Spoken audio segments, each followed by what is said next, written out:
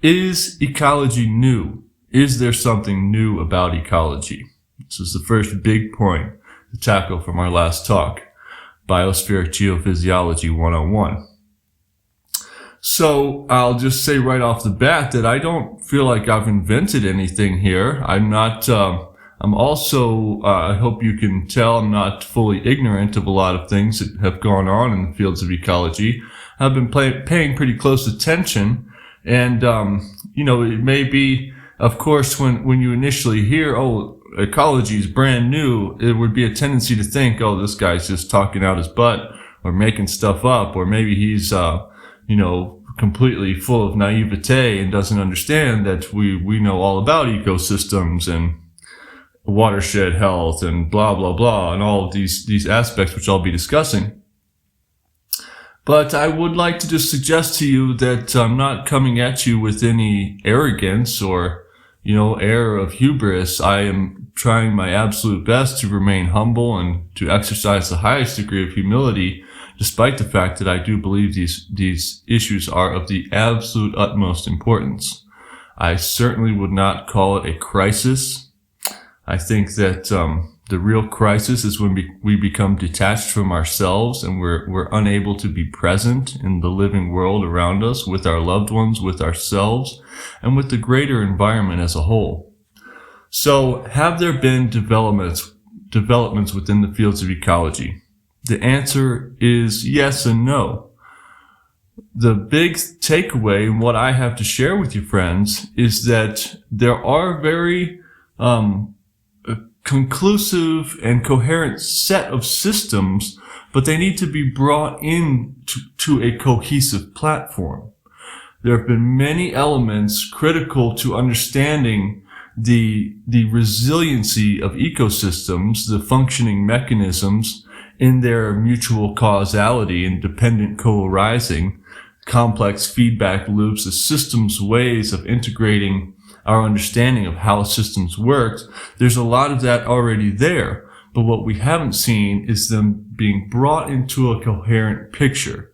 And at the same time, we see a lot of people talking about science and calling out the mechanical reductionism of science and asking for more holistic perspectives, asking for more well-rounded ways to look at things that are non-reductionist, that are not falling victim to the traps of linear causality. And that's good. So I'm here answering the call and presenting to you these ideas that, as I say, already are in existence. I haven't invented anything that I'm going to discuss with you other than just working to bring this together into one platform, which I call ecology, and suggesting that we have not had an ecology before this time because these elements have not been understood well enough in a modern context. Now, we do have the historical context of what's referred to as indigenous wisdom, which I did refer to in the last discussion, which is great. It's great to have reverence for native peoples and for any people's ways for caring for the land and interacting with the land and environments with mutual reciprocity. That's wonderful. But the whole idea of indigenous wisdom is a little bit nostalgic. And, excuse me. And really, it's important that we understand that we all the time, are part of the environment. Okay, so one of the developments, let's get right into what are the developments in ecology. Okay, one of the big ones actually has to do with understanding the difference between Darwinism and neo-Darwinism, and this idea of free will versus determinism, and how determinism has a lot to do with genetic determinism, this idea that the genes are in control of everything. And that idea has been so thoroughly flushed out at this point and found to be really non-applicable to how life actually works. And what we see is that the genes don't control everything. They are a record, a blueprint, but it's a more complex picture. And what it actually is genes and environment are one picture. There's not the environment and the genes and, the body. There's one picture. There's a trinity to biology, which is called genotype, phenotype, and algotype, for algorithm. And the algorithm is the patterns that are existing within environments, okay? So this is a major development that's happened within, molecular biology, geneticism, but also our understanding of how life proliferates. And one of the things to understand about that in relation to free will itself is that behavioral patterns and choices that are made are intrinsically connected with the environment. Okay, there's not a set of decisions that are made and the environment which is separate. This is one picture, and all organisms behave differently depending on the environment. You and I included in that. If we are surrounded by a certain type of behavioral patterns and conditions ranging from vitality to morbidity, it majorly affects the way that we behave.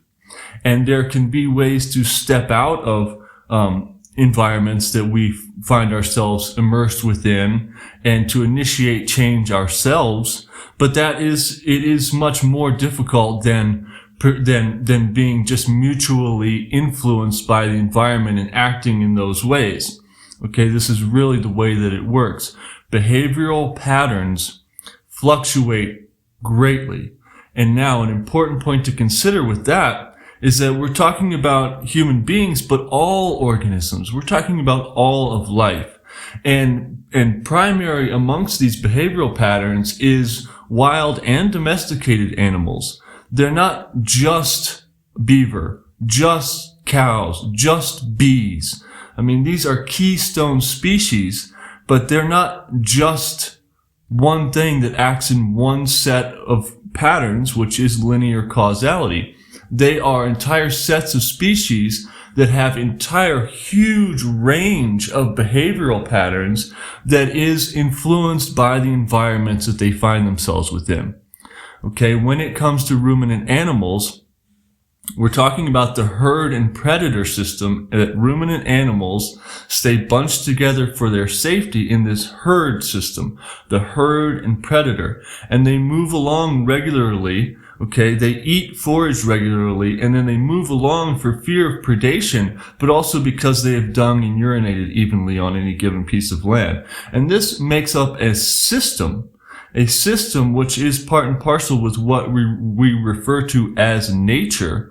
Okay, but there is still, this operates within the spectrum of vitality to morbidity.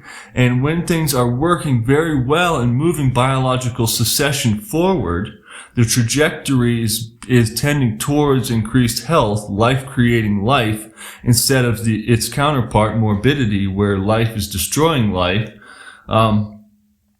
What we see is, as I'm saying, the behavior patterns are night and day difference, okay? So what are the developments in ecology? Well, if you take the time to spend a few years in the ranching sector of any area of the world, you'll find that people are very familiar with this idea of holistic management, the work of Alan Savory and his, there's his predecessors that are continuing the tradition. All right. But if you take the time to spend a few years within these circles, you'll see actually how little people understand about the very much larger picture. Okay. We have perhaps 90% of ranchers in rural areas today are familiar with this idea of holistic management, but how many of them are scaling out to really see the big picture of how our interaction with ruminant animals is what either prevents desertification or causes desertification? And the reason why we're putting this number one on the list, well, after our genetic interpretation, okay, is that arid lands actually make up a great bulk of the habitable lands of the world. And if they're all turning into deserts, this could have a little bit to do with climatic conditions that we experience on the earth today. All right, so let's zoom over to Dr. Michael Levin with his idea of cognitive light cones.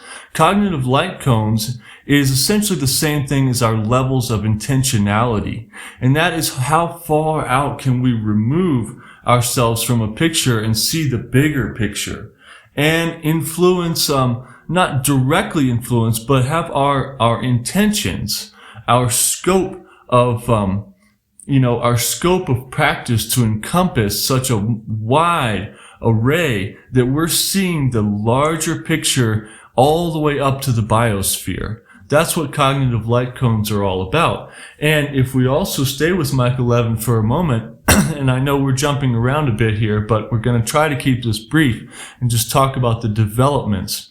As I also mentioned in the last talk, a lot of areas of Western thought and Western science have been developing around the same time frame, with the exception of our language. Our language was getting worked out for a few millennia, and then we had all of a sudden this explosion of Western science, materialism, and then a lot of technological developments that really reinforced these ways of thinking in terms of linear causality, reductionism, okay?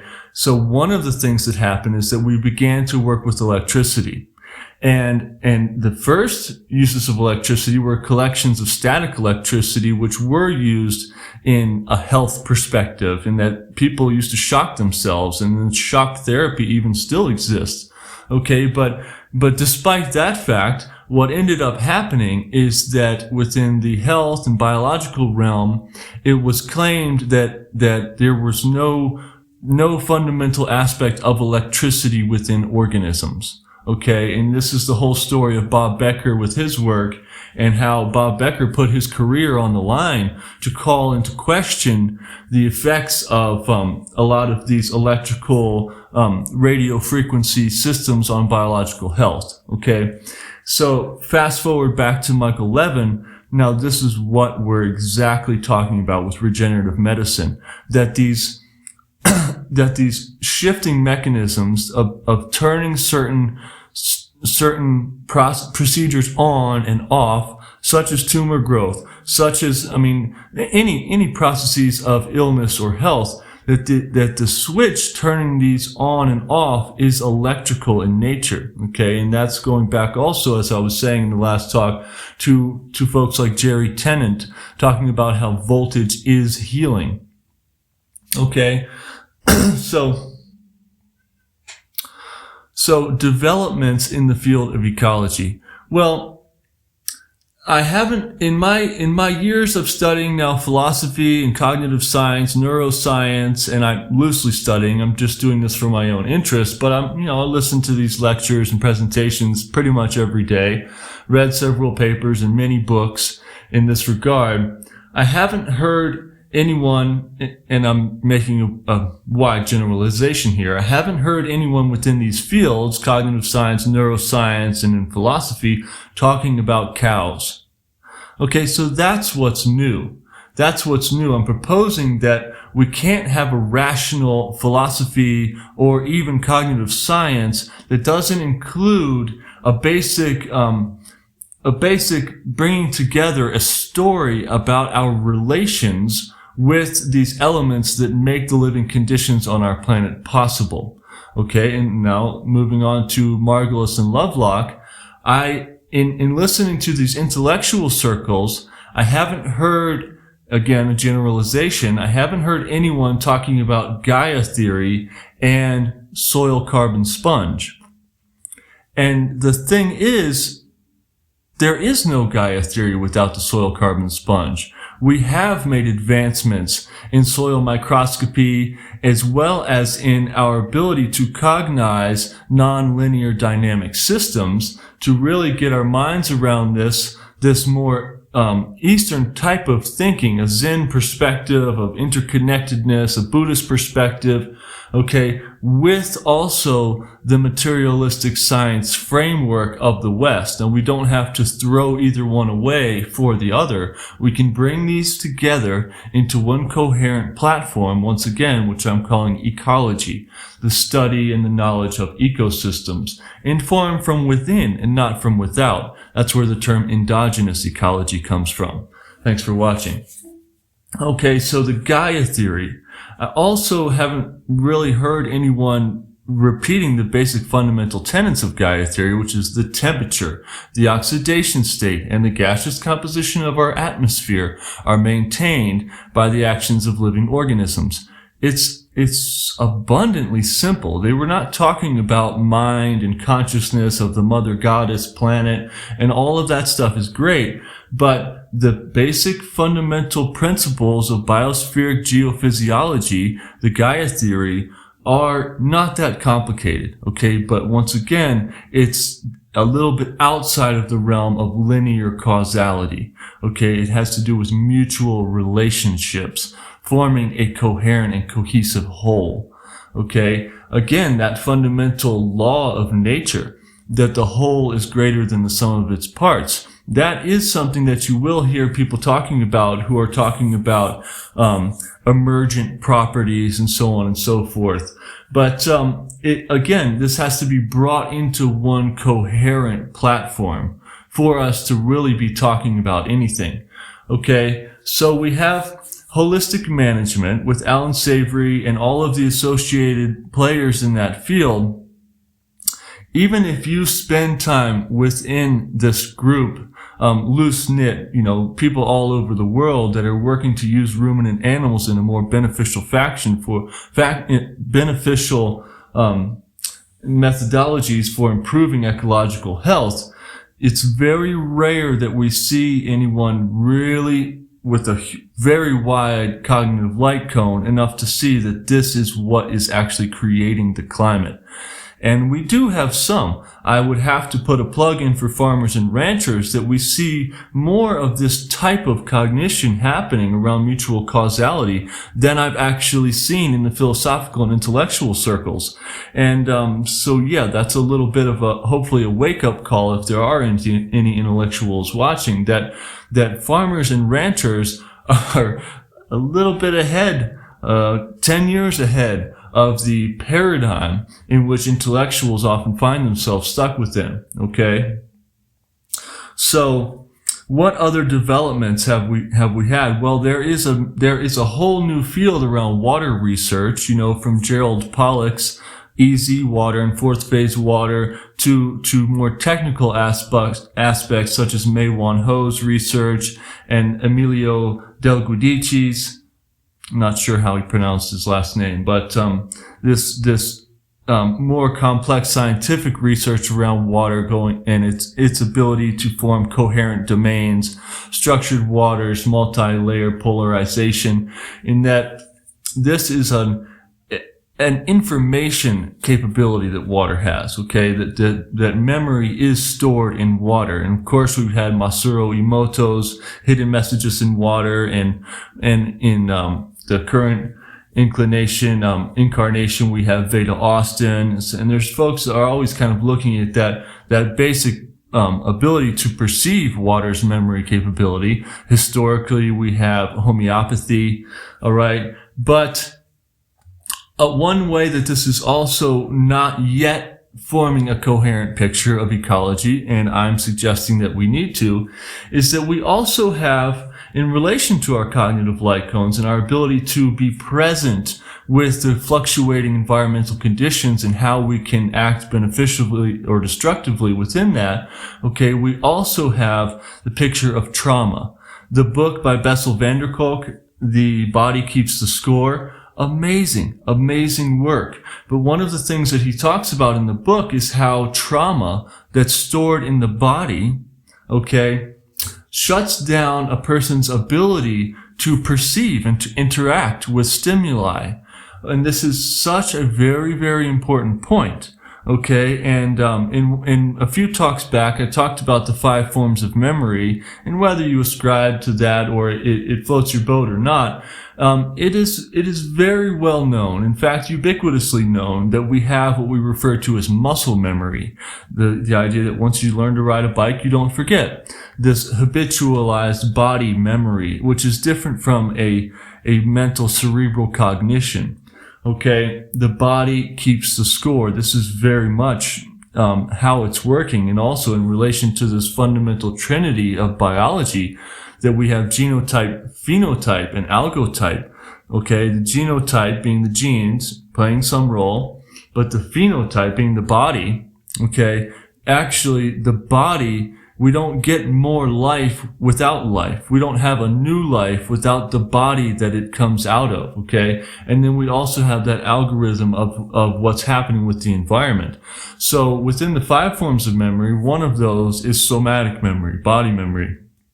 And Mei-Wan Ho and other advanced level scientific researchers such as herself have started to go into mechanisms in which memories are stored in the body, and how the interstitial fluids, the collagen, and the fascia, okay, but collagen particularly is formed with chirality, okay, it always follows these similar patterns, and then how also structured water can form these polarized multi-layers, okay, and some of the scientific mechanism behind how memories end up being stored in the body.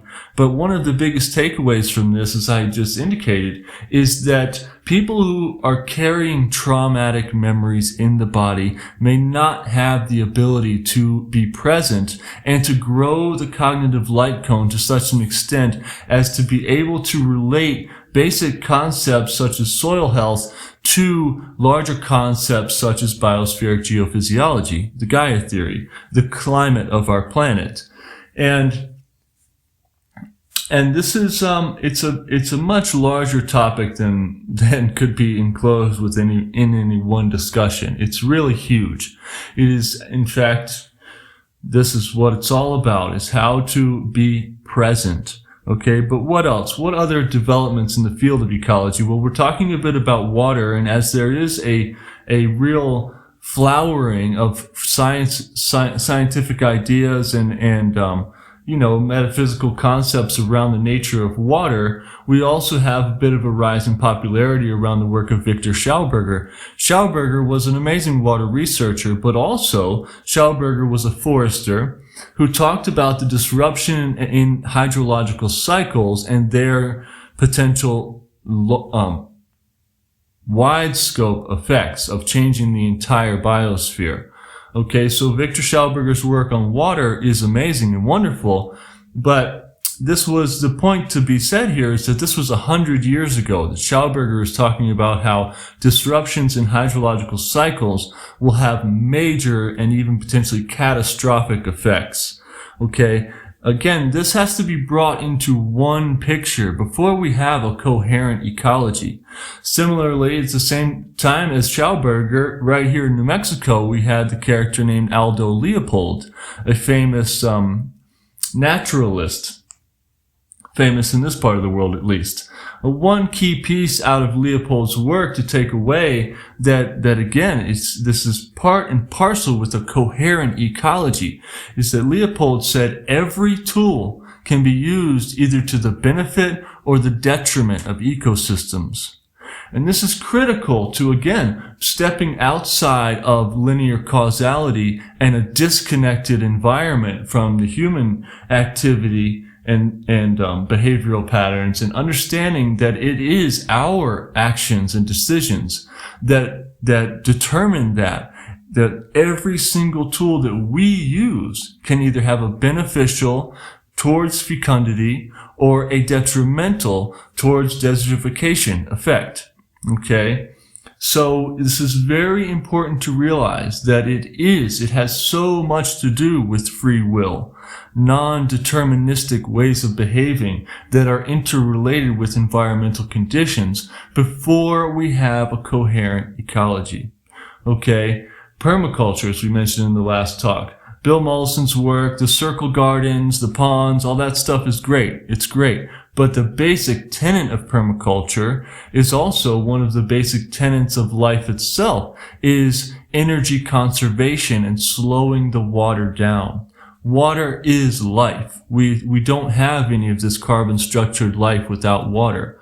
Okay, we have no multicellularity in the building of proteins, as well as enzymes without water. Okay, we talked briefly about memory, water's ability to store memory, but water is also the fundamental building block of all life. Okay, and when the water is escaping the mountains too quickly, it's not able to soak into arid lands because of this capping of the soil that Schauberger talked about, as well as, of course, Alan Savory's talking about what is the process of desertification. It's the loss of the ability for the land to hold water. Okay, there's also, as we talked a little bit about in the last discussion, oxidation. Okay, this is a fundamental thing that ties the work of Margulis, Lovelock and Margulis and Alan Savory together. Savory is saying perennial grass species, which are the stalwarts, the real, what's the term for it? The real troopers of maintaining prairie land ecosystem, clump grasses, perennial clump grasses, which can be this big but have roots that go down 6 and 8 feet. So it's a lot about what's below ground. We're just seeing the tip of the iceberg, quite literally. Okay, but those perennial grasses that are the mainstays of herblands, prairie lands, grasslands, okay, they have to be eaten by ruminant animals, or else they oxidize. Okay, they get baked by the sun, and the material, because what we want to see, if we want to see biological succession moving forward in a trajectory of health and life creating life, what we see is what I call weave the ground, where nature grows up plants, and these plants come down and quite literally weave the ground, creating this covering of soil that is imbued with biological life and stabilized organic material, carbon, and that holds water, and it forms a battery, as well as a mitigation substrate for the fluctuations of all energy that we experience on the surface of the earth. Okay, so Margulis and Savory are both talking about the critical aspect of oxidation and how it is life that regulates this redox chemistry. Okay, so once again, tying that back into our understanding of electricity within biology, well, Becker quantified, the factuality of the increased electrical potential of the meridian system and the acupuncture points. Okay, and this work has just advanced and advanced up to the point where now we have folks like Michael Levin who are explaining how this works at the microbiological and cellular level to turn on certain mechanisms or turn off certain mechanisms. Okay, but once again, we don't have anyone really talking about redox chemistry within the regard of soil health, within the regard of Gaia. Okay, we have to put all this together into one picture before we have a coherent ecology. Similarly, with, as I had mentioned, neg entropy. Neg entropy is a terrible term when we could be saying centropy, as in centripetal, as in the opposite of entropy, that is the more powerful and profound feminine nature, the ability to bring in and hold and gestate newness, originality, and health, life-creating life. Okay? It's great to explode things, but without implosion, back to the work of Victor Schauberger, implosion, the source energy of the galaxy, of the universe, okay, centropy.